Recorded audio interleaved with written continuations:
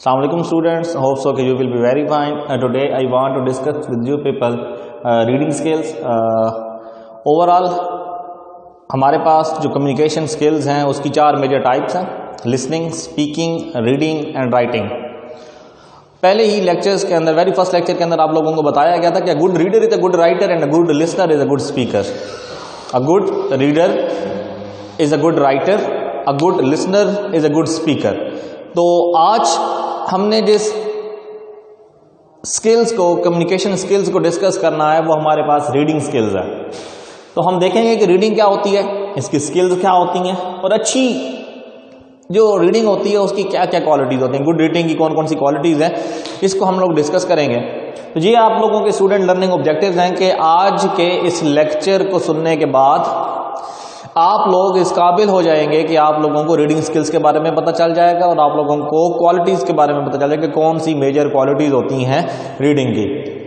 Level जो है ये हमारा बीएस का, जो हमारे पास 3 से 4 बीएस की क्लासेस चल रही हैं उनके अंदर एक जो मेजर सब्जेक्ट है वो पढ़ाया जाता है कम्युनिकेशन स्किल्स, और उसके अंदर ये टॉपिक आप लोगों को पढ़ाया जा रहा है। तो सबसे पहले हम बात करते हैं रीडिंग। रीडिंग होती क्या है? रीडिंग हम लोग कहते हैं भी किसी भी चीज़ को पढ़ना, लेकिन कोई भी पैसेज अगर आपने पढ़ा है और अगर आपने समझा नहीं है, हमने पढ़ी थी 7 C's ऑफ कम्युनिकेशन के कंसिडरेशन हमने पढ़ी थी, उसके अंदर 7 C's के अंदर के कंसिडरेशन होनी चाहिए, कंक्रीटनेस होनी चाहिए। तो वो कम्युनिकेशन की जैसे 7 C's होती हैं, इसी तरीके से रीडिंग के अंदर भी कंसिडरेशन होना ज़रूरी है। सिर्फ पढ़ना मतलब हरगिज़ ये नहीं होगा कि आपने उस पैसेज को पढ़ लिया है, बल्कि उसको परखना, उसको समझना। जब कम्युनिकेशन का जो लेवल है कंसिडरेशन का, जब उसका इम्प्लीमेंट होगा आपकी रीडिंग के ऊपर, तो हम तब कह सकते हैं कि आपने रीडिंग की है, अदरवाइज आपने रीडिंग नहीं की। हम बात करते हैं स्किल्स की।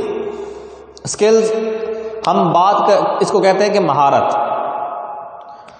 पढ़ते आप भी होंगे, पढ़ता मैं भी हूं, पढ़ते साथ वाले भी हैं, पढ़ते साथ वाले भी हैं, आप लोग भी पढ़ते होंगे। लेकिन उसमें से कौन सा ऐसा शख्स है जो उसको अच्छे तरीके से समझता है? डिफरेंट किस्म की आगे टाइप्स हम लोग पढ़ेंगे रीडिंग की। स्किमिंग है, स्कैनिंग है, इंटेंसिव रीडिंग है, एक्सटेंसिव रीडिंग है। उसको हम लोग अपने अगले लेक्चर में देखेंगे। आज हमने जो देखना है कि कौन कौन सी स्किल्स होनी चाहिए आपके पास, कौन सी रीडिंग हैबिट्स होनी चाहिए आपके पास। आप रीडिंग करें और उस रीडिंग को आप करते हुए उसके अंदर इंटरेस्ट लें, तभी वो रीडिंग करामत होती है, अदरवाइज वो रीडिंग करामत नहीं होती। अगर मैं आपके ज़िम्मे लगा दूं कि आपने 2 पैराग्राफ पढ़ने हैं, अगर आप इंटरेस्ट लेके पढ़ेंगे तो आपका कंसंट्रेशन का लेवल डिफरेंट होगा। अगर आप विदाउट एनी इंटरेस्ट अगर आप पढ़ेंगे तो उसका कंसंट्रेशन का लेवल डिफरेंट होगा। हम देखते हैं जी एक अच्छी क्वालिटीज कौन सी होती हैं रीडिंग्स की। रीडिंग्स का मतलब होता है कुछ पढ़ना। A good reader is a good writer हम लोग इसलिए कहते हैं कि जो एक अच्छा रीडर होता है वो देख रहा होता है कि कौन कौन सी फिगर ऑफ स्पीचेस यूज हुई हैं स्पेसिफिक किस्म के उस प्रोज के अंदर या उस पैराग्राफ के अंदर, कौन कौन सी फिगर ऑफ स्पीचेस यूज हुई हैं, कौन कौन से सेंटेंसेस का स्ट्रक्चर यूज हुआ है, क्या आया है वहां पे कंपाउंड सेंटेंस का इस्तेमाल हुआ है, कॉम्प्लेक्स सेंटेंस का इस्तेमाल हुआ है या कंपाउंड कॉम्प्लेक्स का इस्तेमाल हुआ है, आया कि जो नरेशन का मूड है वो फर्स्ट पर्सन है, वो सेकंड पर्सन है, या वो स्ट्रीम ऑफ कॉन्शियसनेस की टेक्निक के अंदर लिखा गया है, या उसके अंदर एनिमल इमेजरी इस्तेमाल की गई है। तो ये सारे के सारे आपके दिमाग के अंदर सवाल आ रहे होंगे कि एनिमल इमेजरी क्या होती है, इसके बाद स्ट्रीम ऑफ कॉन्शियसनेस क्या होती है। तो जैसे हम लोग डिफरेंट वर्ड्स को उठाएंगे, क्योंकि आपका एक आगे टॉपिक आने वाला है कि मेन आइडिया जो है एक्सट्रैक्ट करना, तो उसको हम लोग डिस्कस करेंगे। उसको देखते हुए उसके अंदर से हम हाईलाइट करेंगे कि ये देखेंगे ये पैराग्राफ है, इसके अंदर यहाँ पे स्ट्रीम ऑफ कॉन्शियसनेस आ रही है। स्ट्रीम ऑफ कॉन्शियसनेस होता क्या है? आपका कॉन्टिन्यूअस फ्लो ऑफ थॉट्स होता है।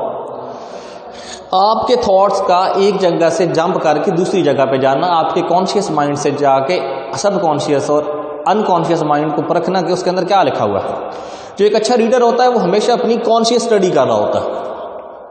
रीडर कभी भी रीडिंग होती है वो हमेशा कॉन्शियस माइंड का हिस्सा होती है। आप कॉन्शियस हो कि जिस भी चीज को पढ़ रहे हैं, जिस भी चीज को समझ रहे हैं, वो आपकी अच्छी रीडिंग होगी। अगर हम लोग क्वालिटीज देखेंगे अच्छी रीडिंग की, क्वालिटीज कौन कौन सी होगी, तो सबसे पहले कंस्ट्रक्टिव आती है। जो कंस्ट्रक्टिवनेस है वो सबसे पहली क्वालिटी है आप लोगों की अच्छी रीडिंग की, अच्छी रीडिंग स्किल्स की।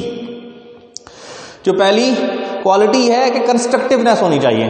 कंस्ट्रक्टिवनेस से मुराद है कि आप अगर आपने एक पैराग्राफ पढ़ा है तो आप अपने दिमाग के अंदर उसका कोई आइडिया कंस्ट्रक्ट करें, यानी कि आपके थॉट्स, आपके नॉलेज के अंदर इजाफा होना चाहिए। एक अच्छा रीडर अपनी स्किल्स को और अपने नॉलेज को इन्हांस्ड करने के लिए, बढ़ाने के लिए रीडिंग करता है। उसका अहम मकसद जो होता है रीडिंग करने का कि उस पर्टिकुलर सब्जेक्ट के ऊपर, उस पर्टिकुलर पैराग्राफ के अकॉर्डिंग उसको कोई नॉलेज मिल जाए। तो ये क्या है कि कंस्ट्रक्टिवनेस है। इंसान अपने आप को मजीद कंस्ट्रक्टिव बना रहा है, मजीद अपने आप के अंदर डिफरेंट किस्म के थॉट्स को कंस्ट्रक्ट कर रहा है, डिफरेंट किस्म के आइडियाज को कंस्ट्रक्ट कर रहा है। तो वो जो कंस्ट्रक्टिव है तो वो हमारे पास पहली रीडिंग स्किल्स है कि अगर आपने कुछ पढ़ा है और आपके नॉलेज के अंदर इजाफा हुआ है तो वो आपकी जो स्किल्स होंगी, वो रीडिंग स्किल्स जो होंगी, वो गुड रीडिंग स्किल्स होंगी, वो क्वालिटीज है।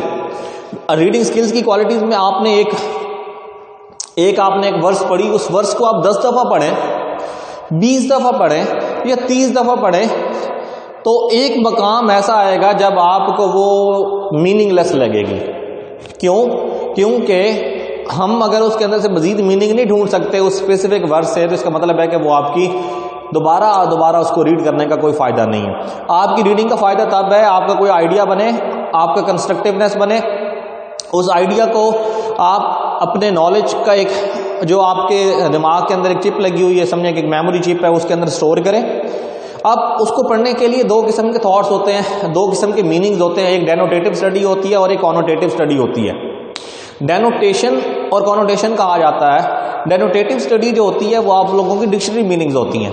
यानी कि अगर मैं कह रहा हूं कि इमरान खान साहब ने रात जो पार्टी हुई है, उनकी जो मीटिंग हुई है, उसकी सदारत की है, तो चेयरिंग का वर्ड अगर मैं वहां पे यूज करूंगा उस रीडिंग पैराग्राफ को रीड करते हुए, तो वो उसकी कॉनोटेटिव स्टडी होगी। वैसे हम चेयर को हम लोग कुर्सी कहते हैं, तो वो अब कुर्सी और सदारत मीनिंग तो डिफरेंट है। तो कॉनोटेशन और डेनोटेशन ये है कि एक अच्छा रीडर जो होता है उसकी आइडियाज को कंस्ट्रक्ट करने की जो एबिलिटी होती है वो इनहांस्ड होती है, वो अपने नॉलेज को इनहांस कर रहा होता है। दूसरी एबिलिटी हमारे पास आ जाती है फ्लुएंट, जो फ्लुएंसी है। जैसे स्पीकिंग के अंदर फ्लुएंसी जरूरत है, इसी तरह रीडिंग्स के अंदर भी फ्लुएंसी का होना जरूरी है। मैं अगर बात कर रहा हूं और मैं बात पे अटकूं तो आप लोगों को हो सकता है कि मेरा मैसेज अच्छे तरीके से कन्वे ना हो।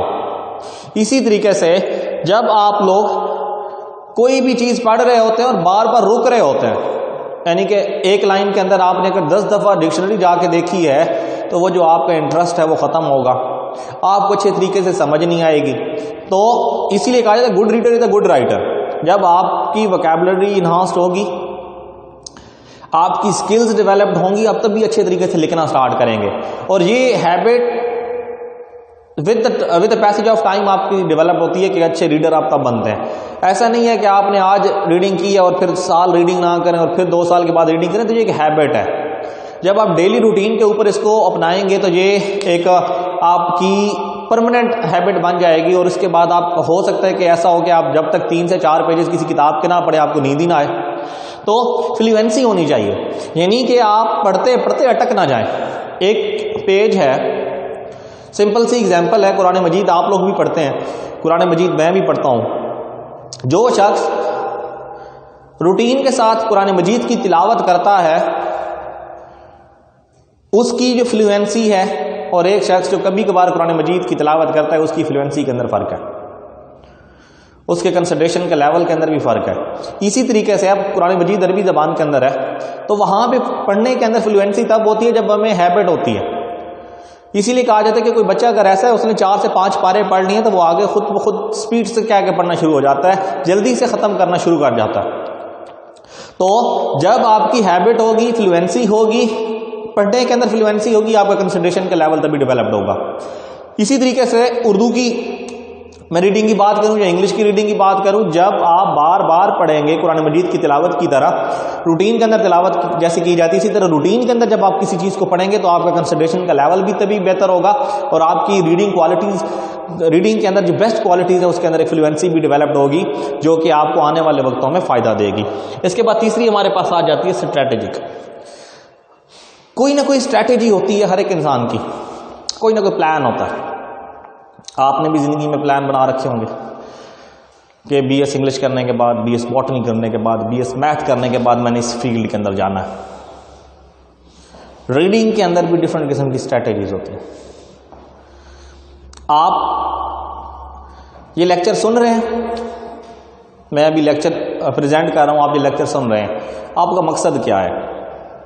आप लोगों का मकसद है इस लेक्चर को सुन के, इस लेक्चर को समझ के प्रोड्यूस करना, ताकि आपके जो 25 तारीख से मिड के एग्जाम शुरू हो रहे हैं, जो आपका मिड टर्म शुरू हो रहा है, उसके अंदर आप अच्छे मार्क्स गेन कर सकें।